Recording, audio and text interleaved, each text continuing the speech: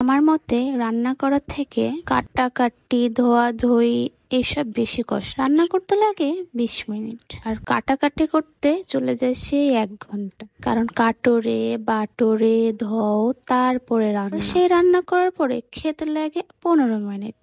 কি একটা অদ্ভুত বিষয়, তাই না? আসসালামু আলাইকুম, কেমন আছেন সবাই? আজ আপনাদের সাথে শেয়ার করব একটা নতুন, অনেকের কাছে হয়তো নতুন না, আবার অনেকের কাছে কারো কারো কাছে আবার অপছন্দেরও খাবার। বিশ্বাস করেন, আমি যেভাবে রান্না করতেছি এভাবে খেলে আপনারও অপছন্দের জিনিসটা পছন্দের হয়ে যাবে। তো কথা হলো, চলুন রেসিপি শেয়ার করি। লাউটাকে এভাবে কুচি কুচি করে ধুয়ে কড়াইতে আমি দিয়ে দিব ভাপে। হালকা জাল দিয়ে ঢেকে দিলেই এরকম ভাবে পানি বের হতে থাকবে লাউ থেকে। একটা সময় পর লাউটা সিদ্ধ হয়ে গেলে অন্য একটা কড়াইতে আমি চলে আসবো এরকম ডিমটা ঝুরি করে নিতে। একদমই নুডলসে যেরকম ভাবে দিয়ে থাকি ঠিক তেমনি, কিন্তু আমি লবণ অ্যাড করেছিলাম। ঝুরি ঝুরি হয়ে গেলে অন্য একটা পাত্রে তুলে নিব। তারপরে সেই কড়াইতে একটু তেল দিয়ে আর সামান্য পরিমাণে জিরা দিব। তারপরে অ্যাড করব পেঁয়াজ।